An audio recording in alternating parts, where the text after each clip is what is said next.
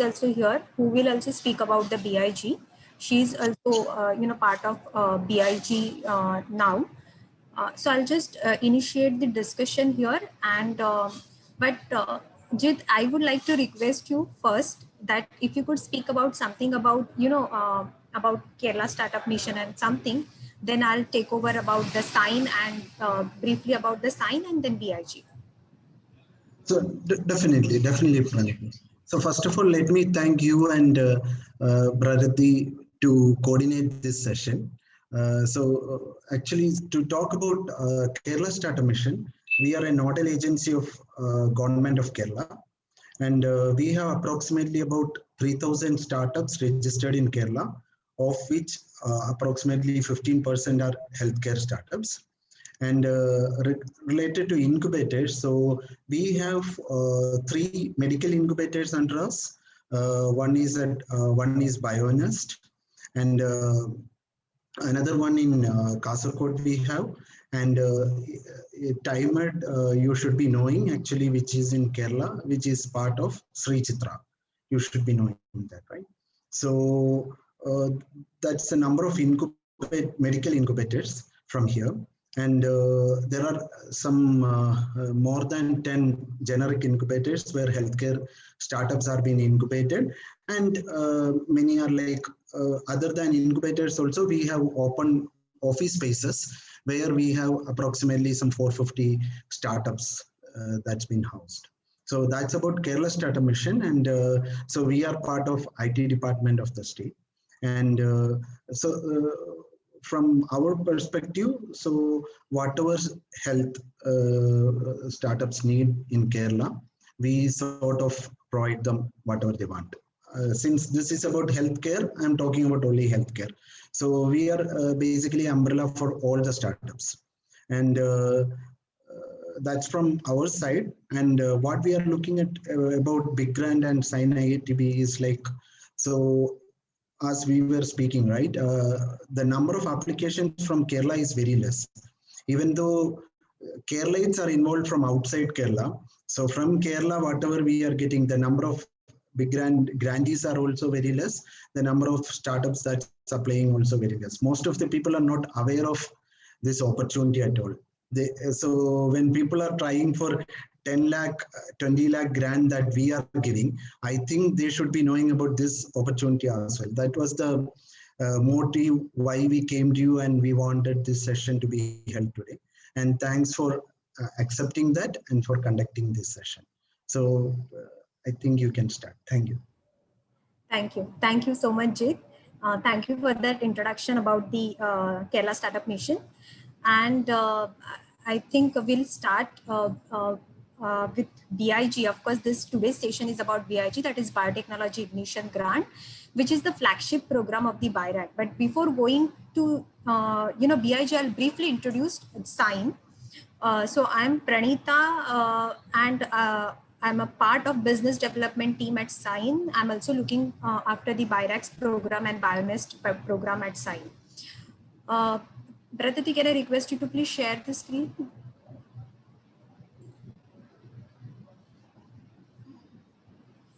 Screen presentation.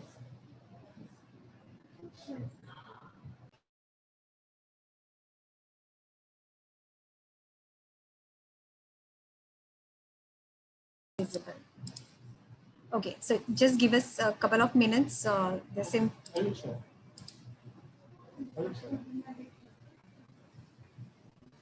So briefly about SIGN, for those who are not really aware about the SIGN. SIGN actually stands for the Society for Innovation and Entrepreneurship, and it is also a business incubator hosted by IIT Bombay. So today we are organizing this session with Kerala Startup Mission, so we can provide you about the various schemes about the BIRAC, but our focus mainly for today's session is BIG, that is Biotechnology Ignition Grant. Next slide, please. Yeah. Next slide, please.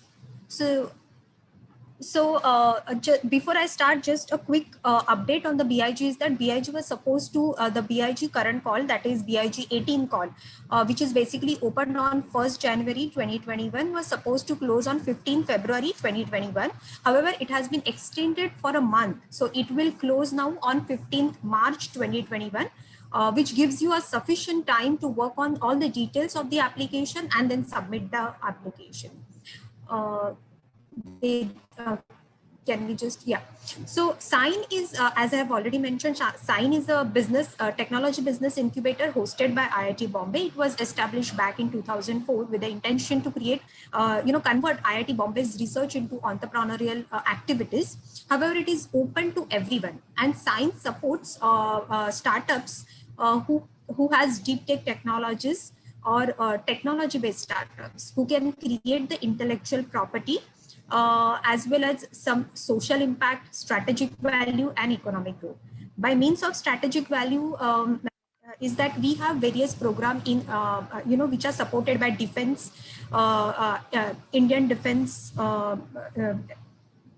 segment. So we have certain programs under, IDEX Challenge, which are hosted by defense, where, all the innovations which can contribute something towards the, innovation which can support Army, Navy, or Air Force in any way, uh, those sort of technologies can be supported under that challenge. And recently, our one of our startup, that is Idea Force, was awarded a big contract from Indian Army, so that they can create these drones, which has various applications in the Indian defense.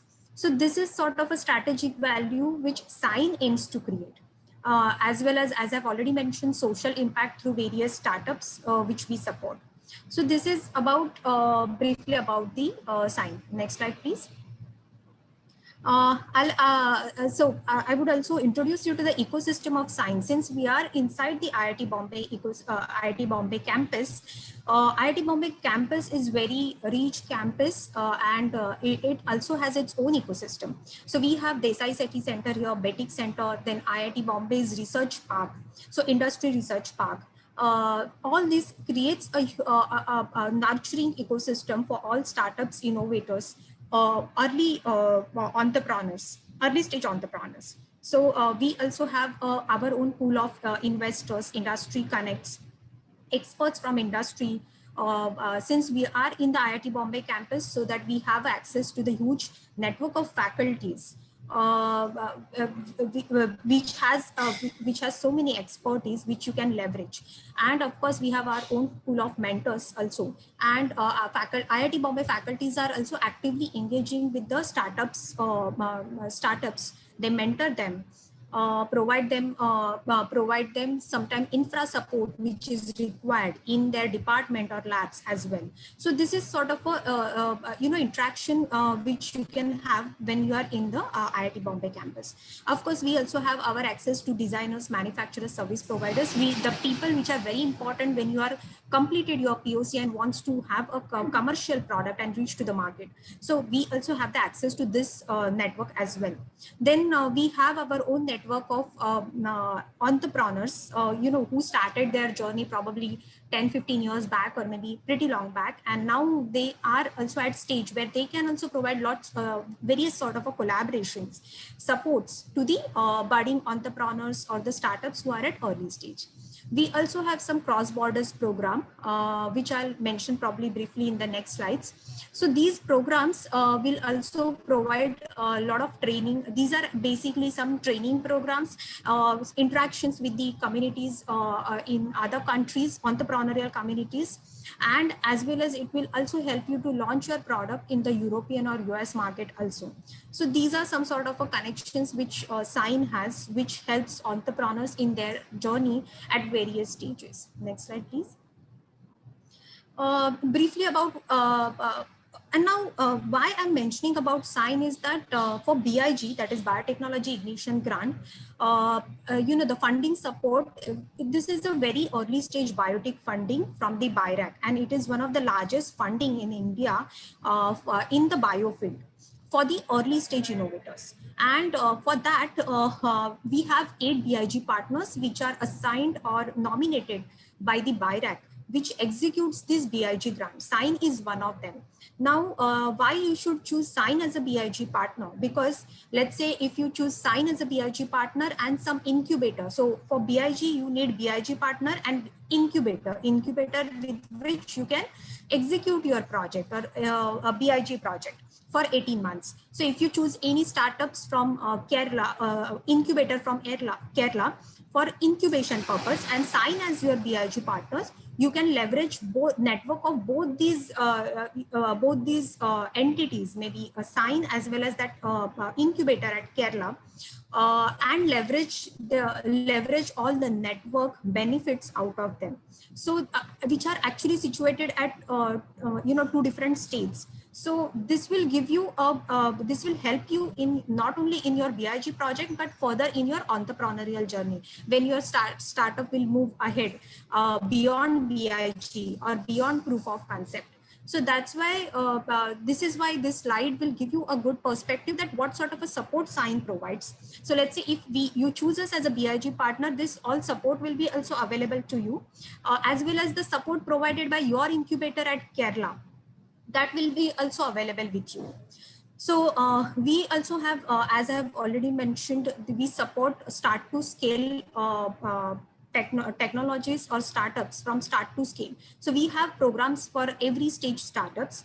From POC, we have accelerator programs. For scaling up, we have programs. So we also provide for grantees, we provide pre-incubation support. We also have an incubation program where we provide physical and virtual incubation, and also of course we have accelerator programs. Accelerator programs with industry for technologies which are selected, which have an industry focused. So those are the programs which Sign has. Of course, I have also mentioned some other support as well here.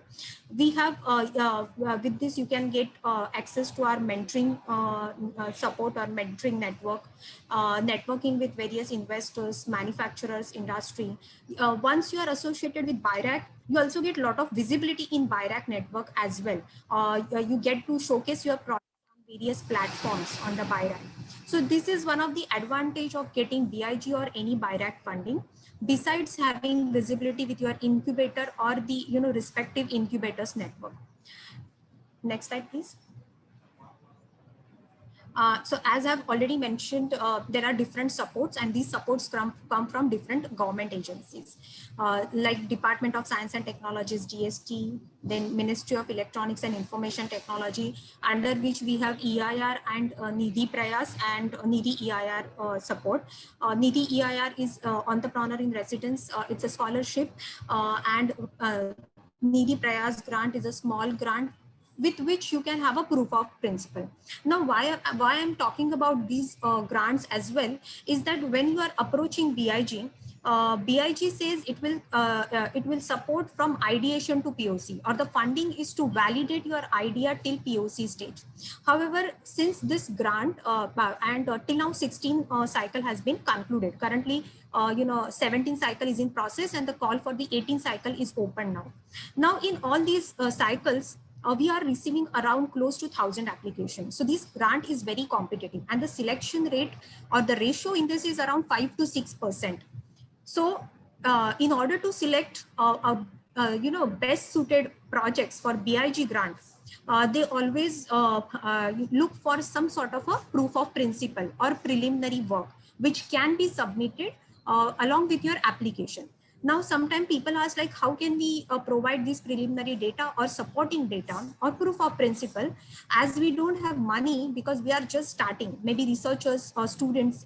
For these people, grant from the DST and MIT can provide a small kickstart grant, with which you can establish your proof of principle.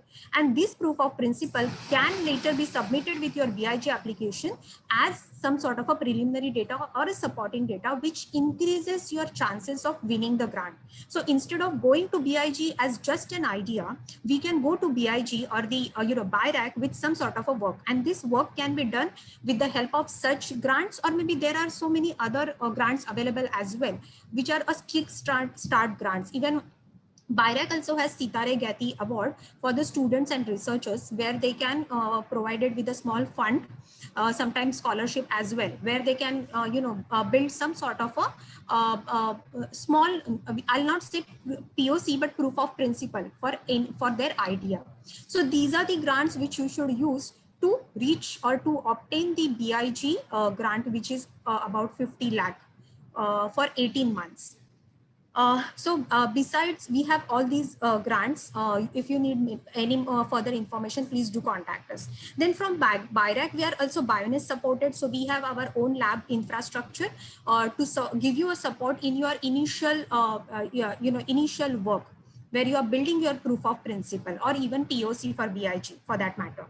And then we also have a seed support, leap support.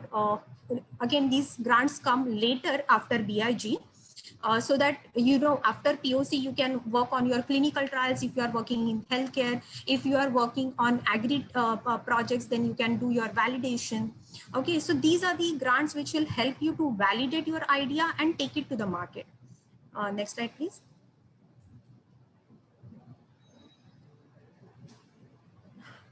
So this will give you a perspective what BIG BIRAC provides in terms of funding at different stages to support you. So in let's say if you are a very early stage innovators, entrepreneurs, or even if you are a student, then you can also opt for a BIRAC Sitare Gati grant, which is not mentioned here, but it comes at a very early stage.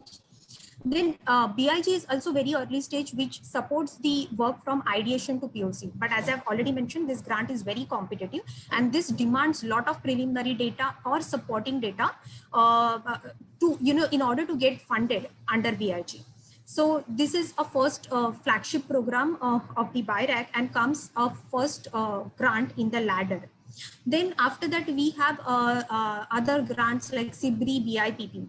So SIBRI is Small Business Innovation Research grant, where you as a startup can apply individually, or you can also collaborate with the academia partners. So now this grant, there is no upper cap. I mean, if you want funding up to 1 CR, straight 50 lakh comes from the BIRAC as a grant, and then the upper 50 lakh, there is a 50-50 contribution. So you need to get some contribution from your side as well for SIBRI. But this grant comes later after BIG, because once you have a POC or close to POC, this can help you in clinical validation or validation purposes, certification purposes.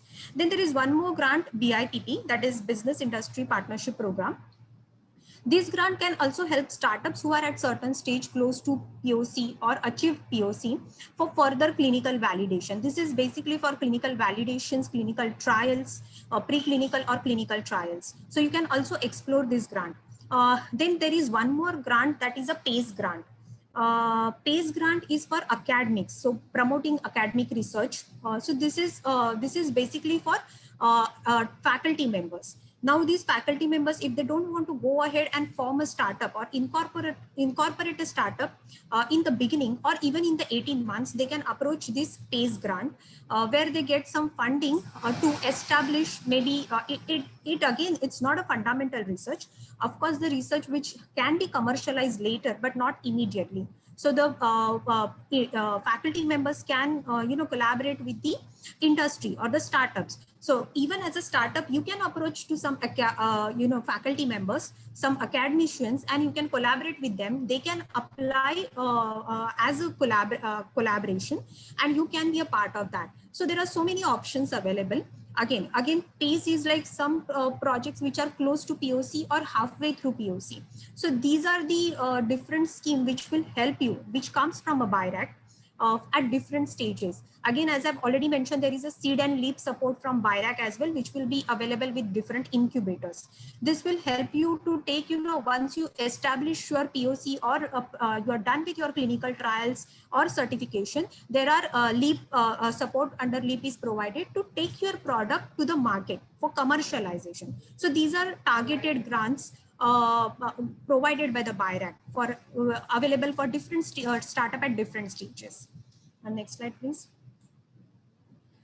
Okay, so here onwards, I'll just introduce you quickly to BIG, and my colleague Bratati will take you through the entire process of BIG from hence onwards. So as I've already mentioned, BIG is the BIG is the flagship program of the BIRAC, comes as the first grant in the ladder. Its purpose is to support the or establish and validate your idea to proof of concept. So your work till proof of concept or prototype, which is ready for further clinical validation or validation, will be supported under BIG. And this BIG grant is available to everyone. The minimum qualification criteria is the graduation. So if you are a graduate student in any segment or in any area, you can apply for BIG. So you could be a graduate student, postgraduate student, PhD, postdoc. You could be even a faculty member, as well as you could be clinician. If you are a graduate, then you can apply. Even if the PhD student who are pursuing their PhD can also apply for this. However, your PhD project and BIG project cannot be the same project. Your BIG could be the extension of your PhD project, or the milestone has to be different. Same work cannot go into both the things. So if you are a student, please do take care of this, and please take a note of this. And of course, clinician and faculty members can also apply if they want to go ahead and incorporate a startup. So it is mandatory to establish a startup under BIG, because BIG is supported from the perspective of the commercialization. If you have any idea, if you have any technology which can be commercialized, then it will be funded under BIG. So fundamental research will not be funded under BIG, because your idea or your work can be really good, but if it cannot convert into some sort of a commercial product, there are very less chances that those projects get funded. So a clear commercial potential has to be there. That is one of the requirement for the BIG. Clinicians, faculty members need not to resign from their particular position. They can hire a complementary team for the BIG work. So that is the advantage which comes with the BIG. BIG support, as I've already mentioned, it is around 50 lakh. And what you get once you get selected for BIG is the mentoring, hand-holding. Even before you start, before you get selected, even when you start applying to the BIG partners are responsible to give you the hand-holding, mentoring. Even there are now BIG associate partners available at different states along with BIG partners. All of us are responsible to give you the mentoring for application purposes as well. So you get so much support once you even start thinking about applying BIG. As I've already mentioned, 16 calls announced and executed, 17 call is in process, and currently the call for BIG 18 is announced. Now I'll request my colleague Bratati to give you a brief idea about the whole process, requirement about the BIG. Bratati, over to you.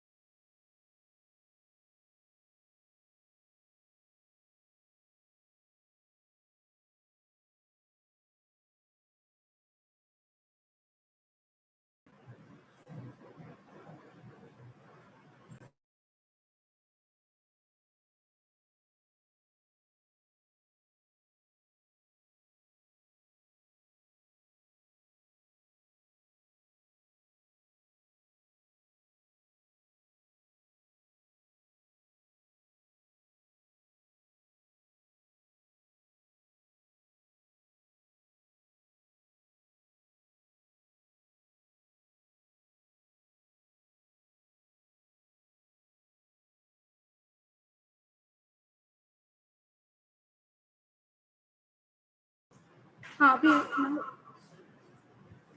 So the slide just. I sincerely apologize. There was some issue on our side.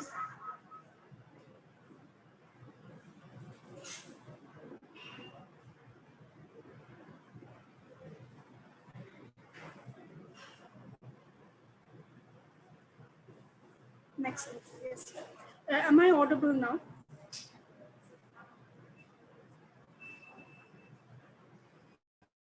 Okay. So I'll go ahead with the. So if you look at the impact that BIG has had over the past 16 calls, you can see that more than 100 IPs have resulted out of the different projects that were funded, leading to this to almost 90 plus startups having been created as a result of this. So BIRAC, as you can see, has had a huge impact in supporting more than 330 plus entrepreneurs, generating a huge amount of revenue. And much of this, almost 125 million, has been raised by the startups themselves. Of course, resulting in a boost in employment. More than 800 people have been employed through these startups. So if you consider IP generation, manpower training, and the economic impact, the big project so far has been hugely impactful in that scenario. Next, please. Now, if you have an idea and you're wanting to write a big grant and you wonder what, whether your idea fits into the big scheme, the following broad themes are what is covered in big. So when you write a proposal, you make sure, or you have to select that your idea lies in one of these broad themes. So the most popular one, as is expected, is in the pharmaceutical sector, whether it be medical devices or diagnostic tools. So you could be making a device of your own, point of care devices, low cost devices. These are always very sought after. And if you have a way to improve the current diagnostics, some of the um, to reduce the disease burden, the existing disease burden, that also is often covered in a lot of the proposals. Also, you could also, especially in the COVID times, developing new vaccines or drugs and developing new ways of delivering them to the human system is also covered, as well as other kinds of therapeutics and research innovations in that arena. Apart from the pharmaceutical sector, anything that is related to industrial biotechnology, any new process, any new device is also encouraged, as is clean energy and environmental science, anything that has an impact on making technology environment friendly is very sought after. Also, waste to wealth and waste management projects, these are valued as well. And in the agriculture and veterinary science, you have crop monitoring, you have animal husbandry and animal health monitoring and things like that that also can be covered. Next slide. Next slide.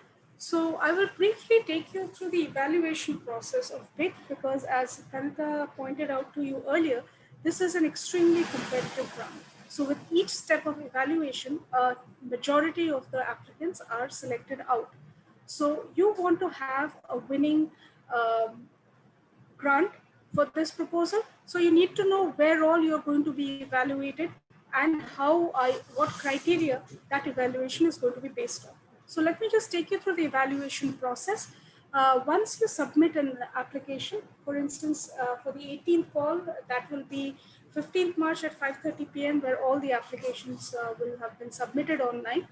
From there, it will go to the respective big partners to which the applicant has applied. And the big partner will then do a preliminary screening or an eligibility, first they'll do an eligibility check where they'll just go over and make sure that all the requirements of that proposal you have fulfilled with the documentation and the appropriate sections all filled out. Once your proposal is deemed eligible, it will then go to a preliminary screening committee, again at your respective assigned big partner, who will go through and make sure that your proposal is deemed fit for this grant. Once it has cleared the preliminary screening committee, which does not take long, you then go for your first review, first serious review. This is an online process where your proposal is forwarded to 3 or more experts in the field, and they go through the technical merits, the business merits, the and other evaluation parameters of your proposal, and then they evaluate you on certain things like novelty, value proposition, team strength, and so on and so forth. And they provide both written comments as well as a grade. And based on that, if 3 reviewers have found or recommended your proposal, you then move on to the next round. Now, this is the most serious round of evaluation. This is before the technical expert panel, and this is the first face-to-face presentation of your idea before a panel of experts. There is an 8-minute presentation followed by a 12-minute question and answer session, and these 20 minutes is the only time you get to actually convince the panel that your idea is worth funding. So they will ask you, so this panel often consists of not only the domain experts, but also people from industry, business experts, and so investors. And so a wide variety of people will basically grill you on the technical competence of your proposal, at the end of which they will again provide certain scores, and there is a cutoff based on which you either make it to the next panel or you don't. If you don't, there are reasons given, and you can immediately take those suggestions given to you, improve your proposal, and go on for the next call. If you go through to the next round, that is the final round, which is the expert selection committee, that will go through the merits of your proposal one last time and give you and make the final decision on whether your proposal is funded or not. Now, if you're one of the lucky few to get your grant funded, then your big partner will then help you through the process. They will do the due diligence, make sure your documents, your file, your milestones, etc., are in place, and they will then start the disbursement of the grant funds that you've been given. And you will carry out this work at the incubator of your choice if you need one.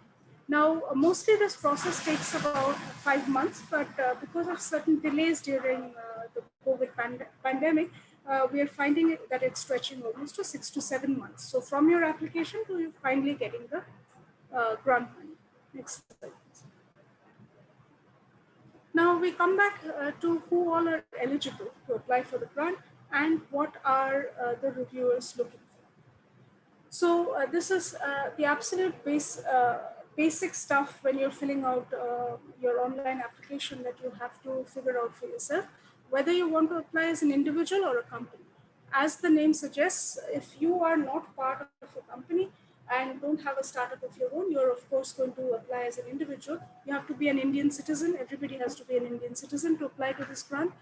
And now comes to your current employment or current status. So if you, let me deal with the students first. So currently, if you're a student in an academic institution, you have to provide a no objection certificate.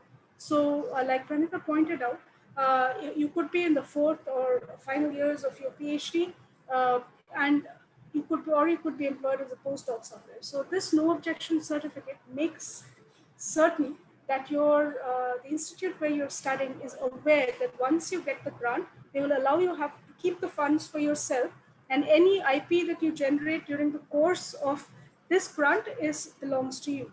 So this is where Pranika pointed out earlier that your PhD project cannot be a big project, because your PhD, the work that you do, the IP lies with the institute where you're studying. Here you're going to generate fresh IP. So you can take that same idea, put a commercial spin to it, and you can make an extension of the work that you've done on a lab scale and expand it to larger scales, and then take it forward as part of the big grant. Now, also, you have to identify an incubator. Now, your big partner may not always have incubation facilities. If it does, then it's all good. For instance, sign as a big partner as well as an incubator. If not, and if you want to carry out your work that in an incubator that has the lab facilities and other networks that you and your project will benefit from, you have to select that right at, when you're applying. Also, you cannot be a previous big grantee in a person's lifetime. This grant is given only once. Now, what if you already belong to a company or you're holding, you're a stakeholder in the company? In that case, you have to make sure that the company is not older than 5 years. Now, how are you going to judge the age? For instance, if the 18th call was announced on January 1st of 2021, so if you were calculating the age of your company, it should not have been incorporated earlier than 1st January 2016. So from the date of call, you have to make sure that your company is not older than 5 years. You also have to make sure that it's not a proprietary firm. If you, as a promoter, hold shares in another company, you have to make sure that you hold less than 20% shares. The only exception is if the other company that you hold shares in is not a biotech firm at all. Now, that's the basic criteria of who can apply. Now, what is a big grant? What should you be stressing on? Now, before you even start applying, you should evaluate your idea. Is your idea addressing a very critical unmet need in society? So in the biotech, whichever broad theme that we covered in the previous section, that your idea might fall into, is it addressing a very critical unmet need? Then it is a good idea that will grab the reviewer's attention. It should have sufficient social impact as well as be commercially viable. So it cannot have a social impact and be exploratory research. It should have a very good commercial angle that will actually make your startup some money. The technology that you're developing or improving upon, you should be very clear in your written document about that. Also, this grant is to establish or validate a POC. But what we've seen through the years is the winning big grants, if you're making a claim about your idea, so you have a better therapeutic or you have a better device, it is always good to support that with a little small scale proof of principle, so that any claim that you make about your product, about your technology is not coming out of thin air, because that always shows the reviewing panel that you have some amount of data supporting the claims that you're making about your technology. Basic exploratory, so this is not a research grant. So if you're a PhD project and if you are a PhD student and you want some funding to finish your PhD thesis, this is not the domain. If you're an academic who enjoys doing basic exploratory research, this might not be the forum for you. So you have to see that whatever your innovation is, it has a very clear commercial feasibility and commercial angle to it. Again, as I mentioned earlier, if you are applying as a company, it should not be more than 5 years. Next.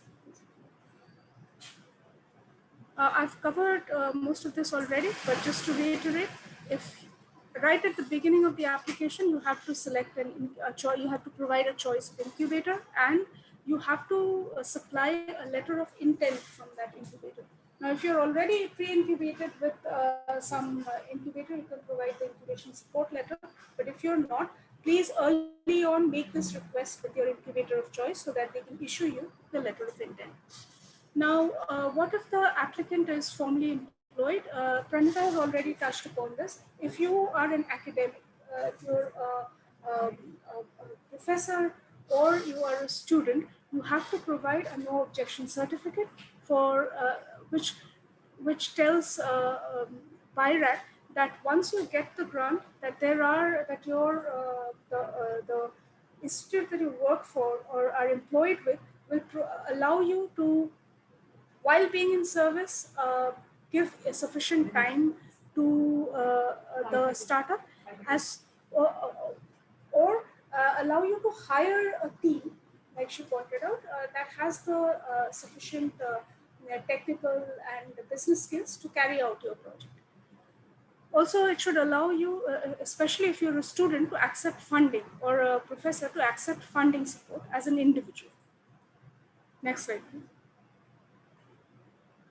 Now, it gets a little bit more complicated if you are a part of a company, or you are privately employed. If you're privately employed, then you have to give a letter of undertaking that says that once you get the grant, you will terminate your employee and devote your time, full time, to finishing your project, and accept the money from for the grant and start your startup. And so you cannot do two things at once. You cannot be employed while you are um, incorporating your own startup.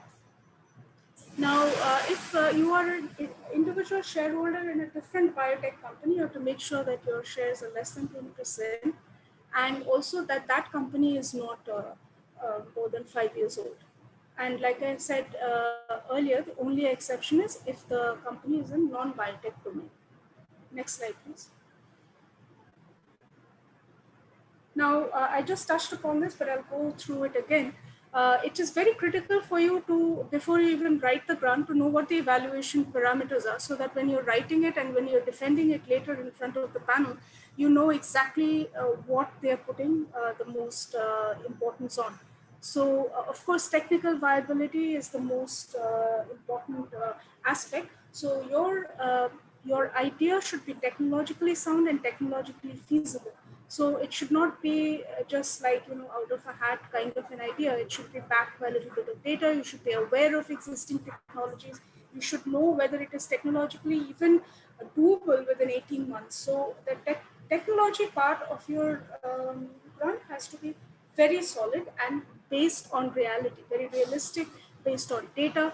And you have to bring this forth in your writing and in your presentations later on. The next two important things, as I mentioned earlier, is the unmet need that you're addressing. And while you're addressing that unmet need, because a single unmet need, several people with several different good ideas are trying to address the same unmet need. So how are you different from them? And what is your value proposition? So the value proposition is what your project brings to the table.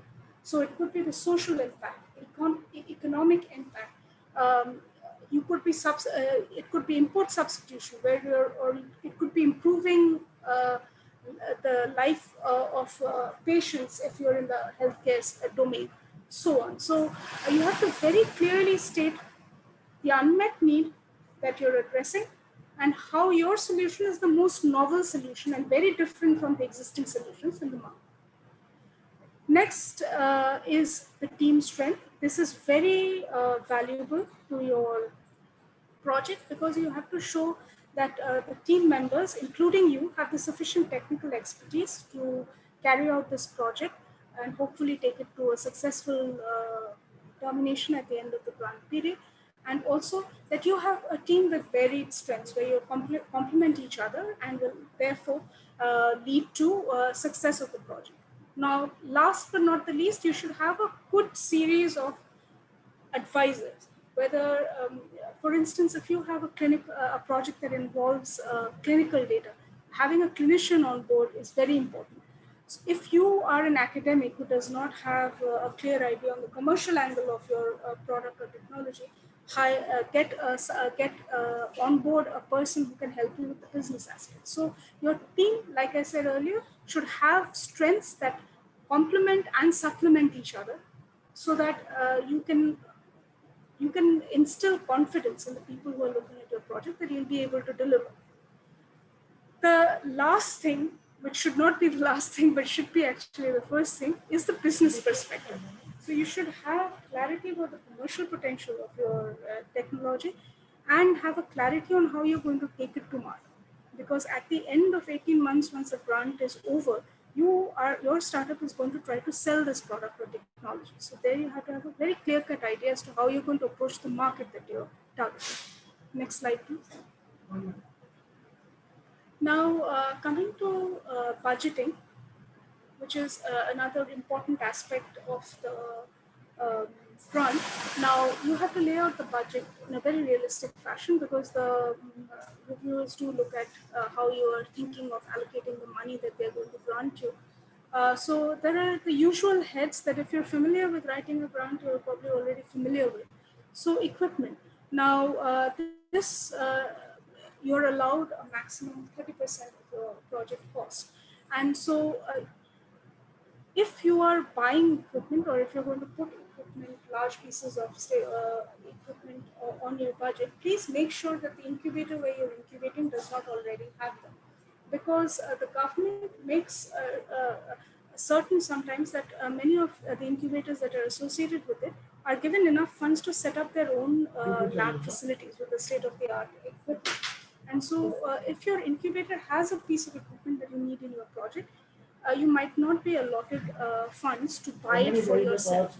So there you will have to either pay charges to use it, where you can put those charges under outsourcing, or you will have to buy the equipment that is absolutely not available with your incubator. So this is a very important thing to keep in mind, because we'll come back later to you and make you reboot this one. Okay.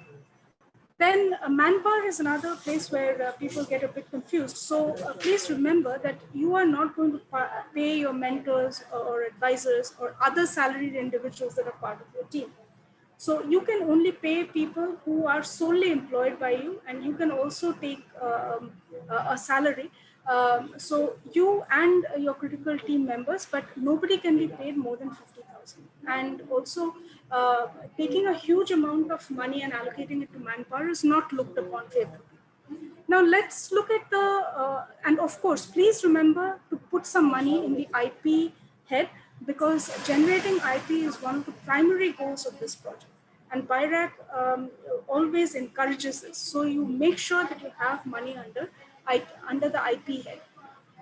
Let's look at the places where you have a little bit of flexibility of the funds, one of which is outsourcing. So for instance, you cannot buy every equipment, you cannot buy every analytical services, you might not be able to have your own, pay for your own data storage. For all of that can go into outsourcing. So if you're paying somebody else to help you with the project, it goes into outsourcing. Also, contingency is pretty flexible too, and you can figure out what you can match over there.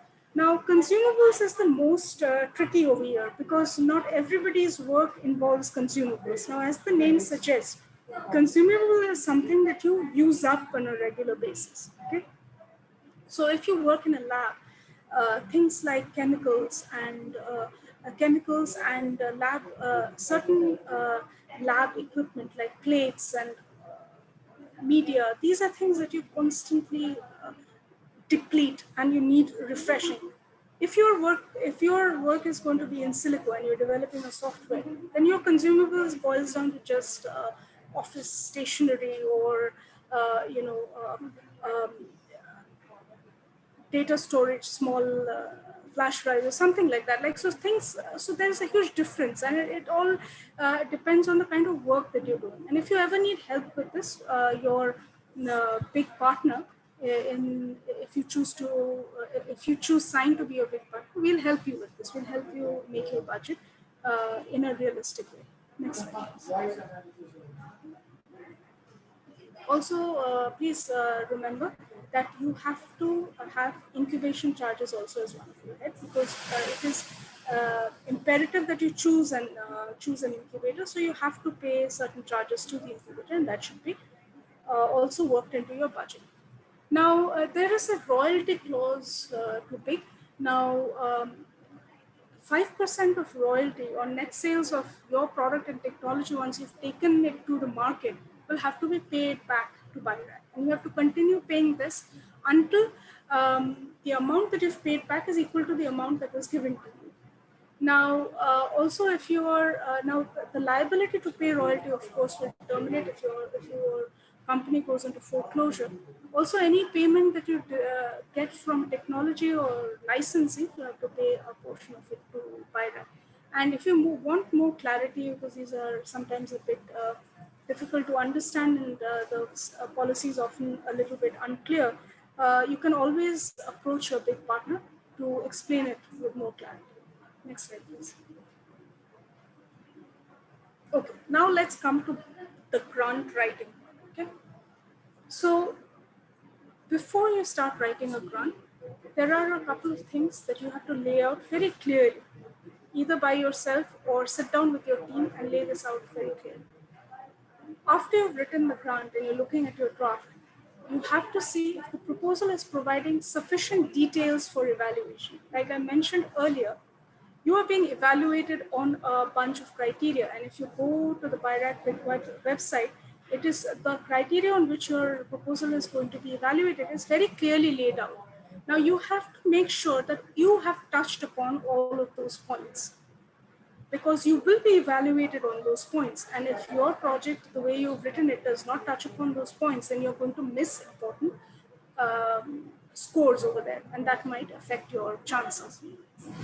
You are going to lay out your work plan in very well-defined timelines with deliverables and milestones at regular intervals. Now remember, once you get the grant and you've already started your work, the big partner with which who's helping you through this process is going to evaluate your progress at regular intervals, again based on the milestones that you've submitted. And so right at the start, you have to have very realistic project timelines and very well written out deliverables. So what exactly is your milestone going to be if somebody were to evaluate you into your grant period? Also, you cannot, we trust that your idea is very good, but you cannot pack everything into one project. So you have to make sure that the project objectives that you've laid out are actually doable within the 18 months and within the money that is given to you, which is 50 lakhs. So don't make your project too ambitious where it will come to adversely affect you later on when you actually get the grant. Next slide, please. So right at the beginning, you're asked for a proposal summary. Now, this is a very important and critical part of your application because reviewers look at this and they form a judgment on your proposal. So here, make sure in that small, brief one paragraph that you have to submit that you've covered very clearly the novelty, value proposition, and differentiating factors like we spoke earlier about your project. So what unmet need are you addressing? How is your solution novel? How is it different from existing solutions in the market? And what is it bringing to the table in terms of value? And value is not monetary value, it could be social impact, it could be commercial impact too. But you have to lay these out very clearly. Now, if you're coming up with a prototype or you are coming up with a process or you have a way to analyze data, it really helps if your concept note also comes with the necessary figures and diagrams, because then say if you have a crude prototype and you're going to improve upon it, a picture of the prototype gives the person looking at your proposal a direct idea of what they're going to get at the end of 18 months if they fund your project. Okay. So this, and also it helps people understand what exactly you're trying to achieve. So next slide, please. Now coming to the technical details and the technical feasibility. Now often it is not all rosy out there. So if you're going to try to address a problem and you've come up with a technical solution, of course you know that you're going to face certain problems and you even know which areas you're going to face problems in, because people before you have faced problems in those areas, people after you will face problems in those areas. It's just the nature of the technique or the nature of the problem that you're trying to solve. So it helps to kind of identify those areas in your project itself and mention how you're going to approach them, how you're going to overcome them. So what is your plan A? What is your plan B if plan A does not work? So that means you have a very well thought out proposal. Now, when you are writing a proof of concept, remember that the people who are reading this proposal are experts in the field. So the adopted methods that you're choosing to prove your concept has to be extremely scientific, current, and match up with the current standards, either in literature or in industry. So you cannot adopt an antiquated method and expect that proposal to go through. Okay? Also, as I've mentioned earlier, any kind of visual representation of either your product, your process, your technology goes a long way basically in clearing any doubts that anybody might have into what you're proposing. Next slide, please. Next slide, please. Thanks. Yeah. So we understand that the big proposal is supposed to fund you from ideation to proof of concept. That is what is on paper.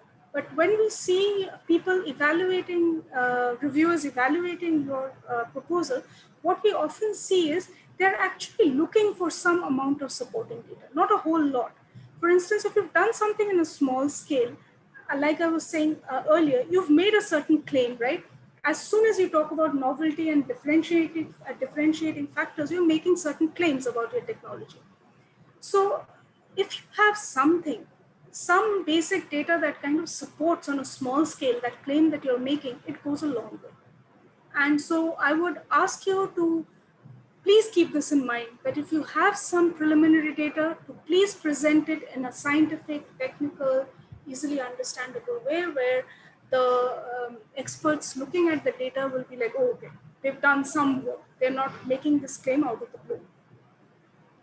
This supporting data, what it also does is it also kind of shows your expertise in the field. For instance, if you've done a basic part of, so say you have an existing IP on a process that you're using in a novel way for the first time, but you've used it before on something else. It was actually also one of the questions that one of you submitted, that what if I have an existing IP for a product that I'm using for X, and now I want to use it in the domain of biotechnology? You absolutely can do that. In fact, when you mention that IP in your proposal, what it tells the reviewers is that you have sufficient expertise and background in the field to now successfully carry out the current proposed work. So it's good to have existing IP, it's good to show preliminary data, it's good to show your expertise in the field. If you're an academic, if you've published sufficiently in the area that you're claiming this technology, if you're a startup and you've come up with a product that is not similar to this one, but uses, say, kind of similar principles, and you've launched it in the market or some such thing, or you have a crude prototype that somewhat looks like the real thing and does some of what you want it to do, please make sure that that is there in your proposal. Next slide, please. Again, coming to the feasibility, you might have a wonderful idea. It might just not be technically feasible to do it with 50 lakhs in an 18-month period. So please gauge that, gauge how much work is needed, how many people you need to employ. Is this money enough? Are you going to be able to deliver what you're aiming to deliver, and so on. Now, again, like I mentioned earlier, if there are challenges on the way that you anticipate or you faced with your first phase, please mention them. And it's always good to mention what your strategy in overcoming them is.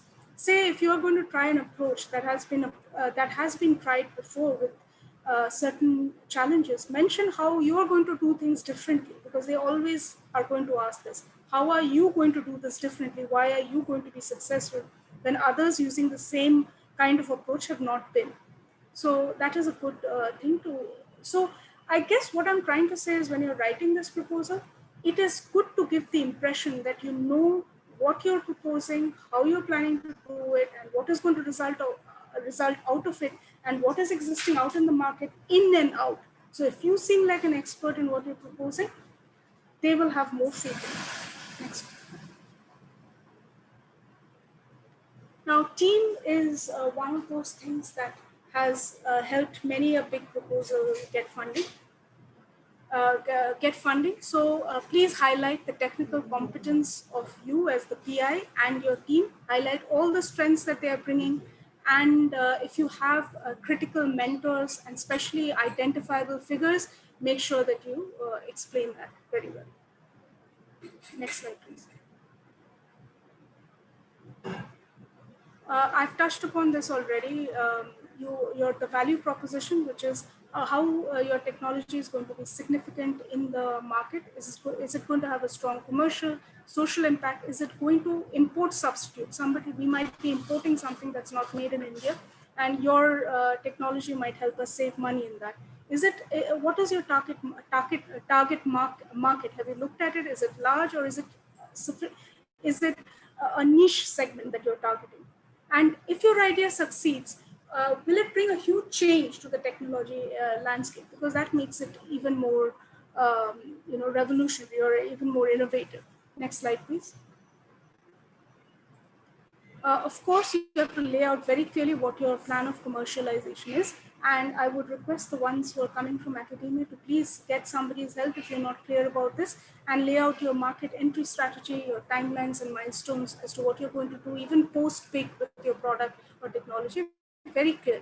And also, if you need data analysis, the sample size and where you're going to collect the data from are very critical aspects that you should touch upon very thoroughly.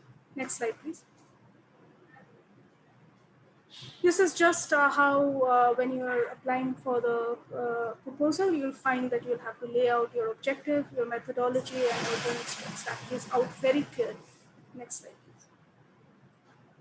Again, IP generation is one of the primary goals of any BIRAC grant. Now, if you or your technology is covering part of somebody else's IP, then you have to show that the freedom to operate clause that you have something in place that will help you, that you're not restricted by the FTO, and that you can license or license some of these IP to your advantage, and you're allowed to use this in your own project. Next. So finally, just a few key points to keep in mind. Please start your application process early. You still have a month to go before it's March 15th, but do not wait till the last minute. Start your application process, write and rewrite your drafts till they're perfect. If you need help, reach out to your big partner and show them your draft to see if it can be improved in any way. Get the necessary letters or of support that you need to supply with your application, such as the NOC and the incubation support letter, LOI, etc., as early as possible. As we mentioned before, preliminary data, any validation and supporting documents, make sure it's all ready and in with your application. Make sure that if you lack certain skills within your team, that you have spoken to the right mentors, and you have try not to keep it a team of one, because that does not instill confidence that you're tomorrow, when you have a startup, that you're going to be able to manage it properly. So have more than one team member and have with complementary skill sets. So try to submit at least a week in advance, because the closer you get to the deadline, the more there will be issues with the website and things crashing, and you're unable to make the deadline. So just for your own peace of mind, submit at least a week in advance. And to reiterate, the deadline has been extended, and now it is 15th March 2021 at 5:30 p.m. So please remember, do not wait till midnight. You have to finish your application by 5:30 p.m. Next slide, please. Next slide. Now, before we start taking questions, I'd just like to point out that if you have any further queries regarding applying for this big grant, please write to us in any of the email addresses that are shown on this slide, and we will get back to you with the appropriate information. With that, I am ending this part of the session, and we'll now go to question and answers.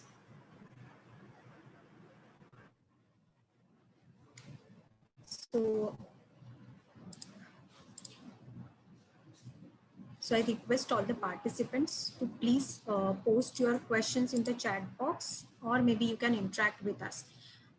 So I understand there is a Dheeraj and Binu in the in the attendee list, and from the registration form I came to know what you are working on. So Dheeraj, you mentioned that you are working on meat analog for plant proteins. So if you have any questions related to this or the application process, or in case you need you people need any help for applying and anything, you can let us know about that. Or in case if there are no questions at this moment, you can also write to us on the email addresses provided here, so that we can set up a separate meeting also to discuss your proposal. And if you need any help, any mentoring, we can do that subsequently.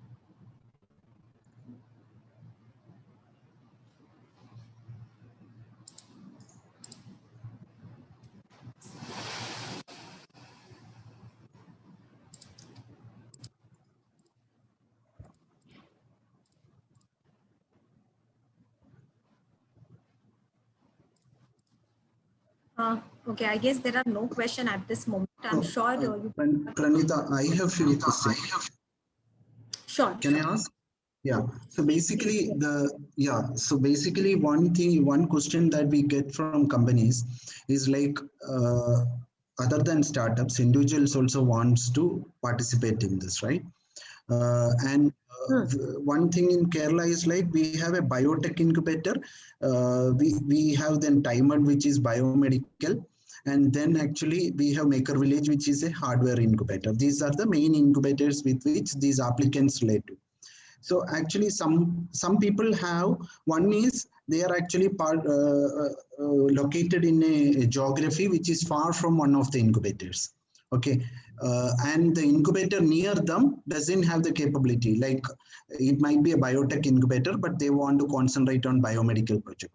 So can they associate with a incubator that is far away? Because we know it might not be practical to operate the startup on a day-to-day basis, right? Once they incubate there. Yeah, yeah. So what I will suggest is that, Jeet, in that case, it's good to get a co-incubation. Okay. Okay. Incubation with two incubators. So let's say a one which is nearby and with which some amount of work can be done. Okay. And another incubator with which some amount of work can be done. However, for BIRAC projects, it becomes to certain extent mandatory to choose incubator which will support your work, because that's a thing which you will be saying, you will be analyzing due diligence process. So we also face certain we have also came across certain questions from innovators in this regard. So what we advise them is to get the co-incubation. For example, there are one grantee which was selected last cycle, and he's in the Maharashtra, but in the another state, sorry, another city, and which is quite far from the Mumbai. Now, some of the work he would like to do there, and for some of the work he would like to come here and be here for a month or so, and it is quite doable in that sense. So what he can do is, what he has done is that he has taken an incubation there. He will also take a co-incubation with Sign. However, he can choose to pay rentals to one of the incubator, or it could be, if incubator allows, then to certain extent with this incubator, and certain to certain period to another incubator. Even that can be done. So or even they can just avail the facilities by paying some charges for the facility, which can be done from the outsourcing or external services. So this could be way out. However, incubator which cannot totally support your work. Let's say I want to do a work which is in the weight lab, bio weight lab, and if it is a maker village which cannot provide me that support, then in that case it will be difficult in the due diligence process, to cross, to tick that column where you have an incubator. So yes, the applicant has taken the incubation at a proper incubator. That ticking of column or checking that box becomes difficult. So what we can do is that I can take incubation at Maker Village for regular day-to-day activities, and for particular work, I can go to some biomed incubator where I have a bio wet laboratory for doing wet lab work, and this can solve the problem to certain extent. I, so there comes the other Jeetu, question. Like, yeah. answered your question. Yeah, so actually, so when they are applying for the letter of intent, will that be the incubator that we will be considering for due diligence, or they can change it later? They can change it later. See, what happens Okay, is that you can submit a incubation, I mean the letter from incubator. Let's say I have submitted from one incubator. However, in because of some certain situation, I'm not able to get into that incubator. But I can avail facilities provided by another incubator. So during okay, you can take a final call on which incubator or which incubator you want to select. There is one more thing about the co-incubation which I have mentioned earlier. Let's say I would like to choose two incubator, then what you can do is that you can obtain a letter of intent from both the incubators, and make a PDF file for both together and then upload. So in that case, maybe you may be allowed to enter only one name in that particular section provided for incubator. But you have uploaded the letter for both the incubators, which later on will be considered if you would like to go for co-incubation. And this milestone, is it mandatory, like the intervals between the milestone should be constant or something like that? No, Not required. no, it's not like that. However, what happens is that after every 6 months, there is a progress review, right? And at the towards the end of 6 months, towards the end of 12 months, and towards the end of the 18 months, that will be the final progress review towards the end of 18 months. So basically, grantee have 3 progress reviews. So your milestones basically should speak about what you will complete towards the end of 6 months, 12 months, and 18 months. However, your milestone, I can give milestones for, let's say, 2 months, 6 months, then 8 months, and then 12 months. It could be the interval between intervals could be anything, but I have to highlight what significant milestones would be achieved towards the end of 6, 12, and 18 months, so that progress review committee can actually look into the work. Understood. Yeah. So I think that's from my side, Pranita. I think if others doesn't have a question. Yes. So what I would do is that probably sometimes people don't want to ask questions in the open session. So we have provided our email addresses here, and of course you would be having the email address from the JEET and Kerala Startup Mission. So you can write to them so that those queries they can also answer, and they can forward it to us as well. And we can also get in touch with you if you would like to, like any kind of support from Sign as a BIG partner. And thank you so much, Jeet, for this opportunity. And probably we can have multiple sessions later on also, not just for BIG awareness, but maybe other in other themes or under different themes or segments as well. Definitely, Pranita. And I would like to thank both you and Bratati for this excellent session, as well as the whole Sign team. And obviously, we feel actually going forward, we should have more events, and hopefully we can have a flourishing relationship. Thank you very much. That's all from our side. Yeah. Thank you. Thank you, Jeet. Thank you. Thank you.